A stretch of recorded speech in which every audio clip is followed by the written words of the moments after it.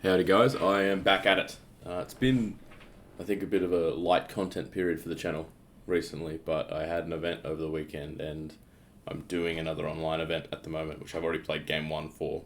But I'm going to go through the reports for all of Cancon before I do the report for that first game of the new one, because that'll be going for about 5 weeks or so. So there should be a decent bit of stuff coming up sort of in the next few weeks and everything. This event, I think I've mentioned it. I don't know.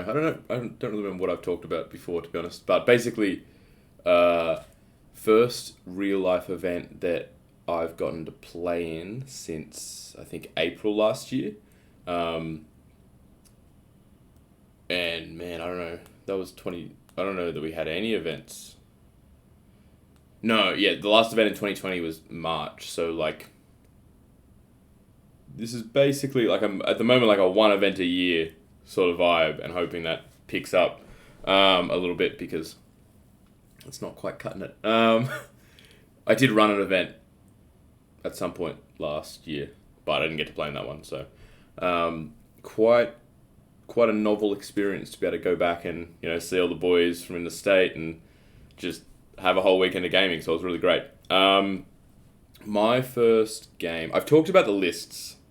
I've talked about all the lists, I think, in my list review, but I'll go through it still for my game. I'll just get rid of my camera here for a second. So I have brought a very similar list to what I brought to, very similar to what I'm bringing to the current international UB event, and very similar to what I brought to the last one that I played in, which was, I think, Who Let the Doge Out, mate? No, Cinco de Wingo? I don't know what it was called. It's probably the last event on my channel that's like properly covered. But basically, double Wizard Master, Shamanism and Druidism, both on chariots, a Beast Lord on a chariot, and that unit typically sits together with the Druidism chariot character in the second rank. I'm trying out for my core a unit of 40 mongrels. So I've got them that spears in the Banner of the Wild Herd, so like I'm sort of hoping they do as much damage as possible, basically. The previous version of this list, the ambushing units in core were a little bit bigger, but I had another Wildhorn Herd unit in core that was sort of just like shields and hoping to be sort of scoring and a bit of an anvil, but I never really felt that I could trust it to be an anvil, particularly because of the fact that I don't have a BSB, the fact that I do have leadership 9, but fear is going to take that down to leadership 8 unless I cast a spell on them, and typically to be a good anvil they would need something more like Break the Spirit or Stone Skin on them to really work out. So I wasn't overly happy with them, and I've thought of a few different things. And my list for the online event is a little bit different, and I've gone a different way with my core. But for this one, basically, I've kept the 2 ambush scorers because I think that's just a really handy unit to have. And I'm just trying out the mongrels, and like they're a bit expensive for the fact that I don't know how much protection and help I'm willing to give them. Like it might just be a thing where they do really well with Shamanism buffs, totems, and evocation, but I only have Shamanism out of that combo. So I don't know that I have the perfect magic for them. I didn't really know what to expect, but I couldn't take the Wildhorn core because I don't have enough models to have like 70 Wildhorns. I think I've only got like 60. So I figured I'd just try out the mongrels and see how they go. I'll bring my camera back up. I've got 2 units of gargoyles, one of them scouts. I've got 2 Gortax and 2 Beast Giants. So outside of the core, basically, this is very similar to what I was running when I did well, at least by my standards, in the last UB event I was doing. The main differences, I don't have Seed of the Dark Forest anymore because I didn't like it that much. And I had to drop Dark Rain because my character section went up like 100 points in the update, unfortunately. So I had to make some cuts, basically. And essentially, I mean, while I think that the sort of from character section down, the list might be better than my my previous one, I think the list overall is a little bit weaker just because I don't have Dark Rain. I'd really love to still get that, but I don't know. I think I've got 25 points left in my characters. And I really, like, you'd need 80 points to get Dark Rain, so I would need to get 55 points. And there's nothing I can really drop there that I don't think is sort of worth more. So we're doing what we can.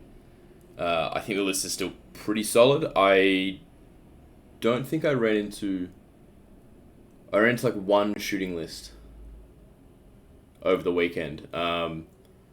So it wasn't really a huge problem not having Dark Rain, but it might be a little bit different if I was playing in a bit of more shooting heavy meta, or at least if I came up against more shooting armies, I might have felt the difference of not having Dark Rain.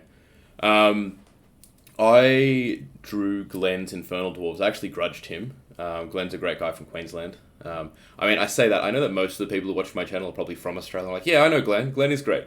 But for anyone who doesn't know him, terrific bloke. He runs a lot of events up in Queensland, and sort of like is one of, if not the backbone of their scene, I think, because he's done a lot to get regular events happening up there. And it's just a terrific bloke and a great guy to play. So I wanted to play him again, and I grudged him. So we had round one basically together. I think I was expecting he probably would take ID. I can't remember why, because I haven't... Oh, he had a one-day event, and he did well with ID like a month or two ago. So, yeah, I was like... I was thinking he might take ID, and I was like, I know that's not great for Beast Turds, but... you know, I want to play Glenn, so we'll see what happens. He brought an Alchemy Master on a Bastion. He brought 2 Viziers on the smaller version of the Bull, and one of them is his BSB. He brought a unit of 29 Infernal Warriors with great weapons and blunderbusses. He's got 2 units of the Vassals. He's got 2 units of Kadim Incarnates. One of them has a champion, 5 in each unit. And then he's got 2 units of 4 Taurukh Anointed with great weapons. I thought, when I first saw this list, I was like, I reckon this is going to be pretty tough, because those Kadim... I'm not so worried about the Taurukh Anointed, not that they're not good. I think they are, for their value, a pretty good unit. It's just against me, I kind of think, assuming that I don't do dumb things and get my units caught in bad positions, or alternatively, like if Glenn just outplays me and I am forced into shit positions, you know, I'm not it's not that I'm not expecting that to happen, more sort of like that's on me. I think if I play well enough, most of my chariots should have no trouble with the Taurukh Anointed. All I need is Scarification up, and basically front on charge, those Taurukh can't beat my chariots. And I think with like one buff, a Gortak obviously takes some wounds from the Taurukh, but he probably wins out, because he'll kill 1 or 2, even if they charge him. Probably more likely 1, but I think he probably, if I give a Gortak 1 buff, it would beat the Taurukh Anointed, basically. So I wasn't so worried about them with my list. I was really worried about the Kadim Incarnates, because I think that they beat a Gortak. I know they beat Beast Giants. Maybe if I do some sort of frontage denying attacks shenanigans on the Incarnates, it might help, but...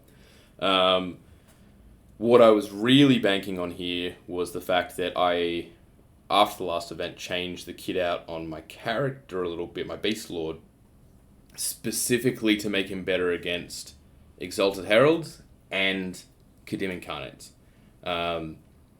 Exalted Heralds didn't come up in this tournament at all, no one took one, but I've given him a Flaming Ward. It was Exalted Heralds, Chosen Lords on Chimeras, who typically were packing the Burning Portent, and Kadim Incarnates. The Chosen Lord and the Exalted Herald were the thing that I was seeing a lot of at the previous event, and I was realizing when I was looking at the list, like, I don't have an answer for it. So, Blessed Inscriptions to get around their ward save, and Basalt Infusion to protect against flaming attacks, but also not just having Talisman as shielding rather than relying on a regen from Death Cheater. Was basically the reason for his change. And then Basalt Infusion was more about So Talisman of Shielding was more about not relying on regen. Basalt Infusion was more about I need to be able to deal with Kadim Incarnates. So now I've got one character who's up the front of my unit with a 3-up ward save against fire, and I've got another character who the Incarnates hit on 5s and don't get their reroll to wound against because I've got the innate reroll successful. And they're strength 5, but he usually has scarification up, so it's like hitting him on 5s, wounding him on 5s, and my Beast having a 3-up ward save. It's like this, it's better at dealing with them. However, outside of the characters, I didn't really think that I had a good answer to the Incarnates. I wasn't overly scared of the rest of the list. Like, the Bulls I thought were going to be quite useful in terms of adding some mobility to Glenn's quite static list. But they're not sort of the sort of thing that I look at and go, a Beast Giant probably doesn't want to fight them because they've got such good armor. But a Gortak's fine with fighting them. My characters are fine with fighting them. Even if they come in the flank or something and another thing charges the front, I'm not, depending on the situation, obviously, but that's not even necessarily game breaking for the Chariots. So, I thought that they could be a pest, but they weren't the main thing that I was concerned about. The main thing that I was concerned about was the Kadim Incarnates. And I thought this basically didn't look like a very good matchup for me, I didn't think. Because I was looking at it and I was like, I'm not sure about the Kadim Incarnates and how I'm going to stop them from really ruining my day. It helped a lot that the objective was breakthrough.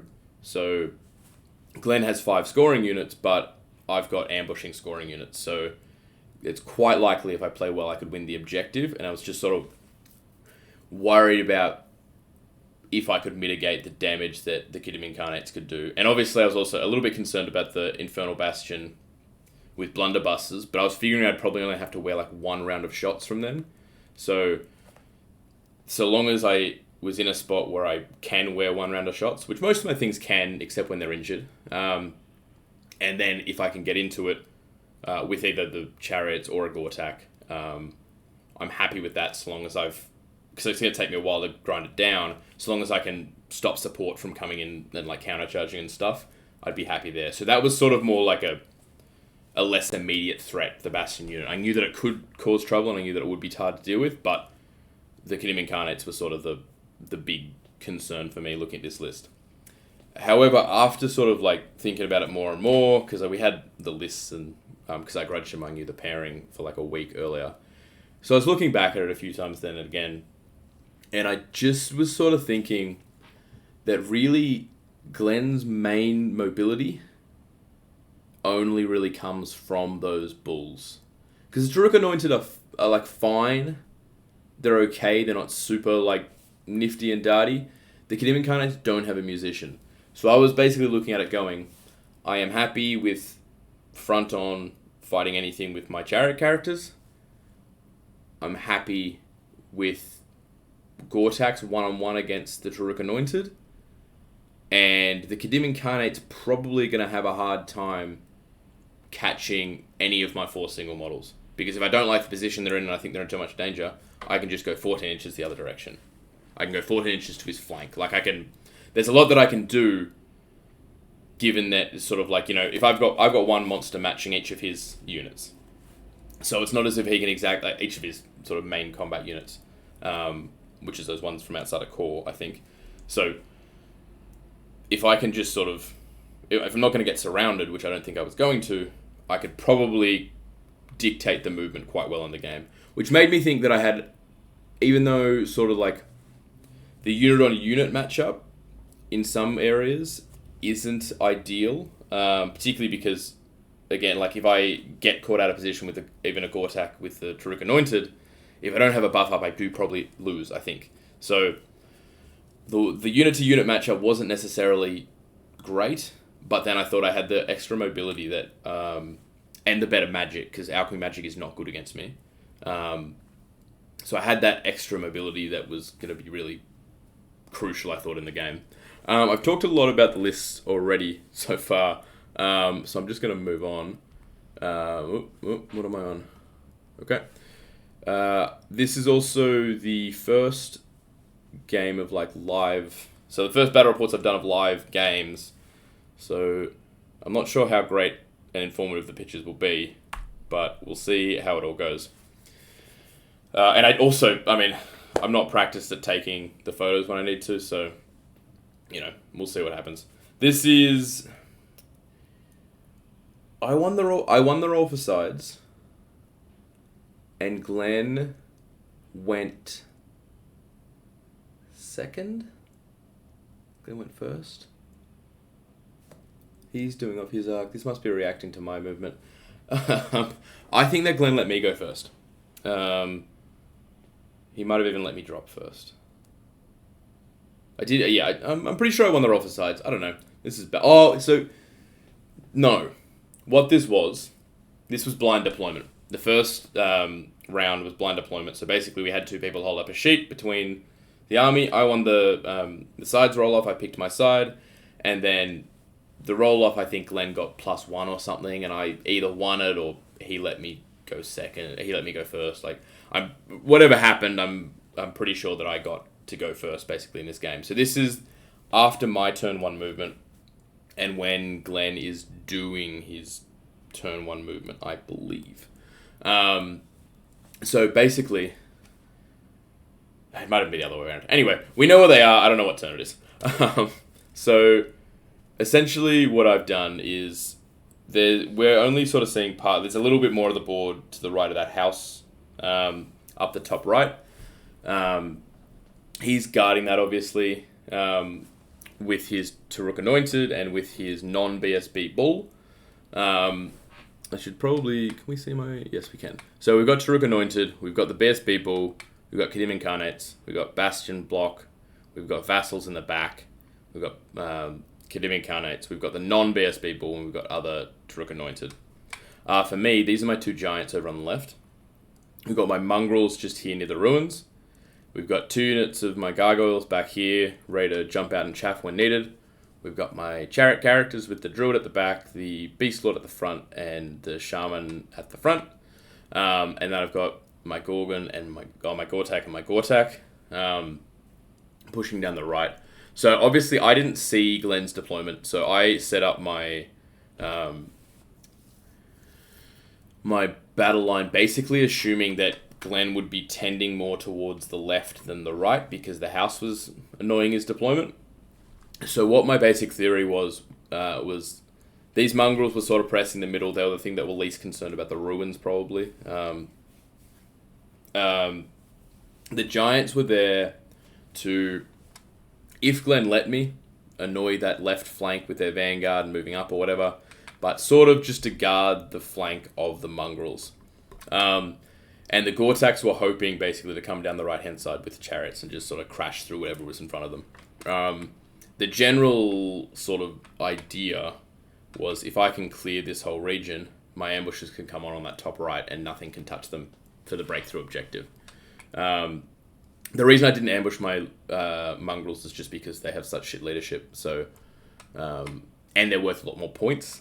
So they could just be panicked off by any of his shooting units up here.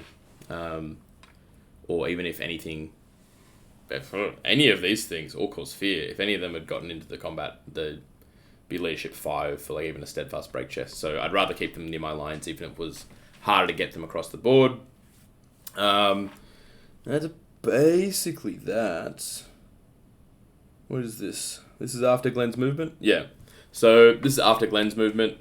He's just moved his BSB around, sort of out of the line of sight of the giants and stuff. He's looking like he's sort of trying to press down this flank and sort of gain some superiority down here where he can really threaten my mongrels, I guess. He knows the giants obviously can just piss off, but I don't think he's that scared of what the giants will do. The main problem is the fact that if the BSB moves too far away from these guys, he's vulnerable to failing a terror check. It is leadership 9, but I think he was a little bit concerned about being terrored off as well. Around here, he basically just was a little bit conservative because I think he knew that the Gortaks and the Chariots were the things that he really didn't want to fight. So he was sort of pressing back and hoping, if I push up, he's going to probably combo charge me with a few things. I think I've only got 5 pictures of this, so we'll see what happens. Okay. This is after my movement. My Gortak tried to charge. I think he needed like an 11 on the Anointed here. I was essentially thinking, one, I get to cause a terror check. Nice, no reroll, he bastard, whatever. If I get in, nothing else really needs buffs. I'll buff up the Gortak and I'll probably kill those guys. Since I didn't, I just basically set up my chaff so that... I think it was so that the Taurukh couldn't combo charge the Gortak with the Bull, because that I thought would probably be bad for me. So the Gargoyles are giving an overrun into my Chariots, because basically if anything there fights my Chariots, I don't really give a shit. I'm happy fighting them, probably killing them, particularly because in my turn I get to buff myself, and I will then know what I need to buff. And if he charges the Kadim Incarnates as well, or even if he charges his Bull, there's no way basically that he can position them where the Anointed are going to get to fight twice. So I wasn't too concerned with where I was. So Giants just pull back on the left, because they're... essentially my theory with them is if Glenn pushes really hard, I can either use them as chaff, or I can try and sort of engage and fight something, and then buff them if I need to. I wasn't really loving how it looked over there. I did have chaff nearby though, so I sort of had a few turns to be able to react to whatever was going to happen over there. But the left side was definitely not where I wanted to fight the decisive combats, I guess. With this Gortak on the right, I wonder why I did that when I ended up chaffing them. I positioned him before I chaffed the Anointed, so his position actually wasn't as... He shouldn't have been there. I should have had him further out. Because basically what I've got him is... This was before I chaffed the Anointed. It was so that if the Anointed charged him, he could only get one model in contact. So we get one and the supporting guy fighting him. But he still had enough room to wheel that he could charge sort of... not straightforward, because he'd have to start off with his wheel to avoid the house. But he was still threatening some things on this side. So, yeah, as I should have moved him further out so that he wasn't blocking himself and he had a better range to charge. But I think I just forgot between positioning him how I wanted and then deciding I needed to chaff in the end. I must have thought about some more things and changed my mind. So that Glenn then charged. I want to see how many pitches I have to know what I'm expecting. It's not many, is there? This is like the fourth. Okay. Well, alright. So Glenn did charge my chaff. He also charged my Chariot with his Kadim Incarnates. His Bull over here actually charged my Gortak, and it needed like a 5 on the dice, I want to say. But it ended up failing. So, I mean, to be honest, I sort of, when I'm thinking about D3 Strength 5 impact hits, and then 7 Strength 5 attacks, all of which hit on 3s, it is the sort of thing that can kill a Gortak, because he just needs to roll a bit well. But at the same time, my expectation for that combat, without any buffs coming in, is that my Gortak probably eats that character. So I wasn't really... Even if he made the charge, it might have hurt because he might have still been there. I might have had a pretty wounded Gortak, and it might have changed a few things later, but I wasn't too worried if he did come in. The Kadim Incarnates made me really, really nervous. The only buff spell that I got off on my unit was Echoes of the Dark Forest. I think that was again... I think I put +1 strength on the Mongrels, because anticipating that the Kadim Incarnates might charge them. And then I got off Echoes on my unit. I think the main reason for that was knowing that the Kadim Incarnates could charge them, but also knowing... I think the Gargoyles were actually within 6 of me. And I just sort of had like a panic moment of like, if I'm not engaged and the Mongrels die, I might just run away. So I think I just slapped that on them to with 1 or 2 dice or something, just to make sure they didn't run away. But I was nervous about the Kadim Incarnate combat because last time I fought Kadim Incarnates, it didn't work out. So I was like, all my theory is like, I should be able to beat these guys. But then in practice, I was like, will this actually work out? I really don't know.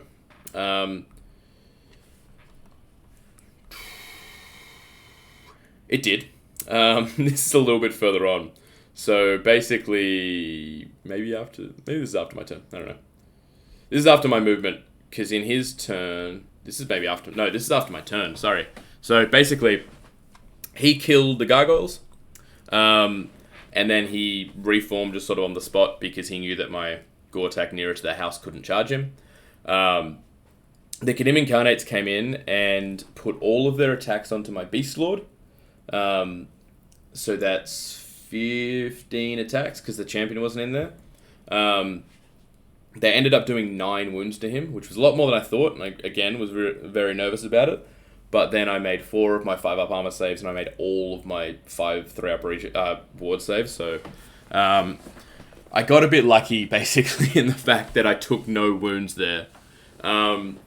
If I had taken, 2 or 3 wounds, I think that's still okay. Like, I can bring them back with Druidism. I can sort of be less aggressive with the unit if I'm worried about him dying. But yeah, I think the probably average 15 attacks. Hitting him on 4s. He didn't have any buffs up, so 7.5.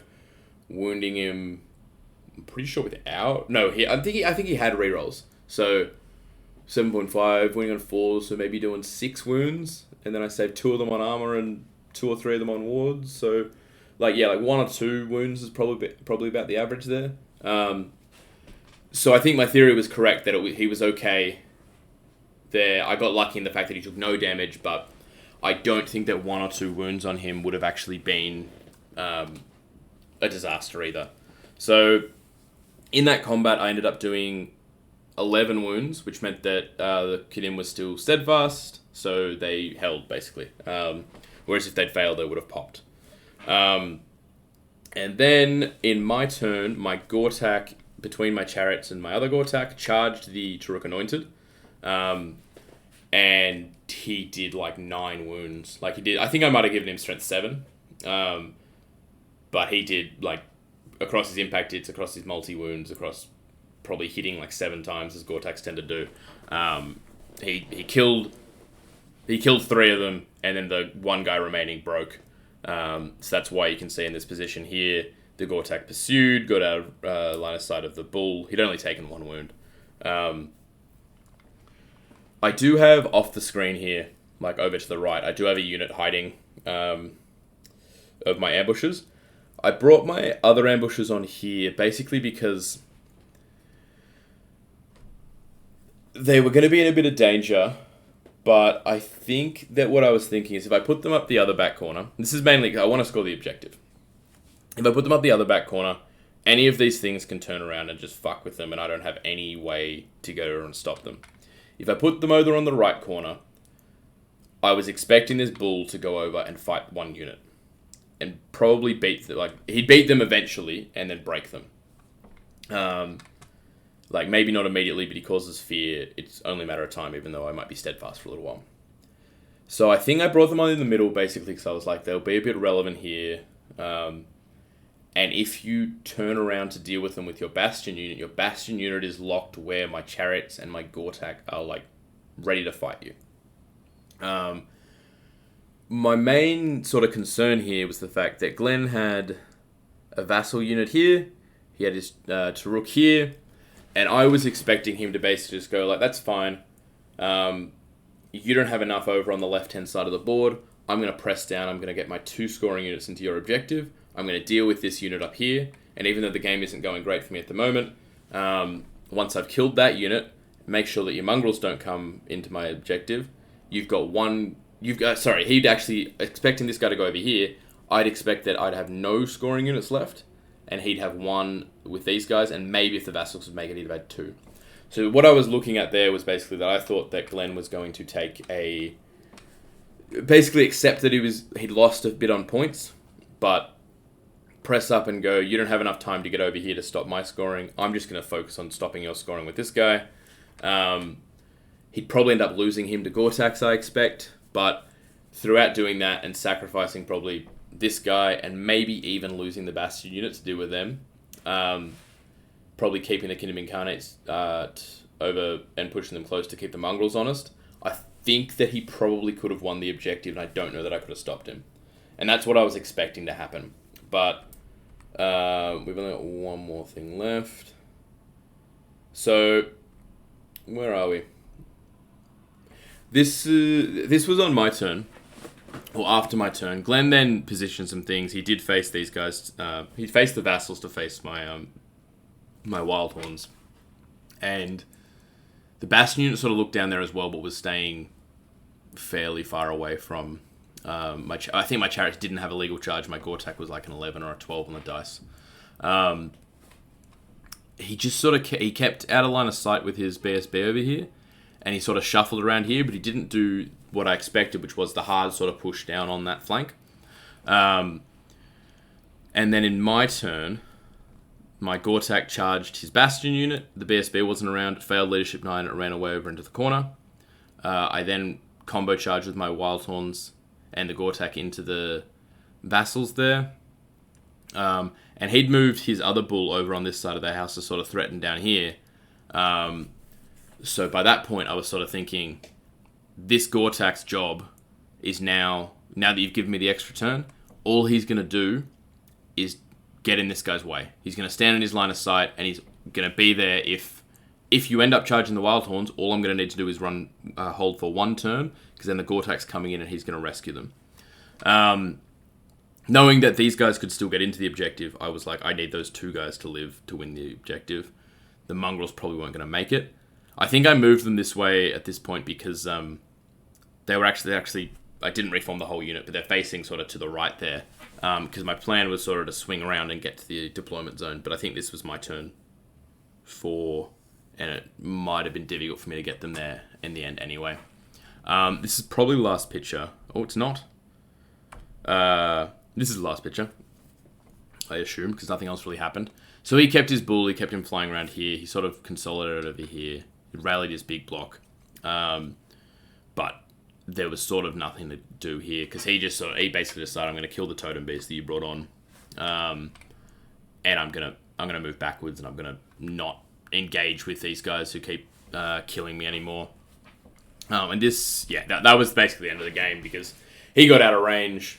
I'm pretty sure Glenn had the last turn, but he got out of range, and I was like, cool, well, I'll stay out of your way as well. And he didn't want to charge. I didn't want to let him charge me, so I was happy to just sort of finish the game there, knowing I won the objective, and I had not like a huge amount of points, but I had like enough points. Because if we look back at his list, I didn't get any of the characters.